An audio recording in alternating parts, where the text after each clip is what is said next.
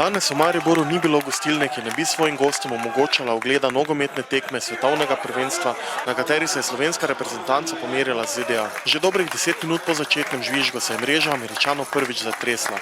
Nekaj minut pred polčasom pa smo Slovenci povedli z 2:0. V drugem polčasu pa streznitev, ko so Američani rezultati izenačili. Vseeno pa so navijači z videno igro pretežno zadovoljni. Jaz sem v bistvu zelo zadovoljen. Če bi mi kdo rekel, da bomo imeli po 2 tekmah 4 točke, Slovenci bi takoj bil za. Podpišem. V glavu nam je po moje stopilo to, da smo 2:0 že vodili, ne, pa smo popustili smo, pač ne vem kaj, le popustili smo, po moje. Jaz sem zadovoljen, mislim, da smo se v redu predstavili in da bomo z Angleži še lažje igrali. Mogoče bi bila zmaga majčkeno bolj sladka, če bi mi zaostali z 2:0 in potem izenačeno 2:2. V končni fazi je rezultat genijalen. Več bi že mogoče pretiravali, sicer res rad pretiravam, sem večni optimist, tako da najlepše bo iti v osmino finala po zmagi nad Anglijo. Ne. Stvar je funkcionirala, dokler se je igral nogomet.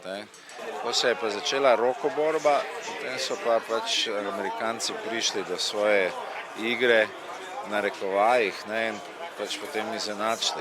Kakorkoli obrneš, če bi sodnik priznal tisti tretji gol, bi imeli še daljši nos. Podcenjevanje nasprotnika nam je lahko pomoč, toda. Tisto, o čemer moramo mi razmišljati, je to, kako jih bomo mi nažgali.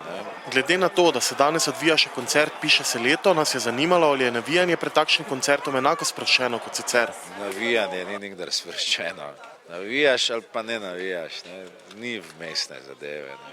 Malo me je zaneslo, ko sem mogoče opazil, da pri prvem golu sem kar malo izgubil glas, tako da sem pri drugem mogel biti majčkeno opazljiv. Finale je še daleč, vse je še odprto, vseeno pa ima že danes vsakdo svojega favorita za zmago. Finale bo Argentina, Slovenija. Nizozemska, čeprav nisem nek navijač tega, potem Anglija, Španija, kljub porazu proti Švici zdaj, jaz mislim, da bodo se majčkeno skupaj vzeli, oziroma da bodo to svoje znanje skupno srečo prenesli v neke zmage, pa Srbija.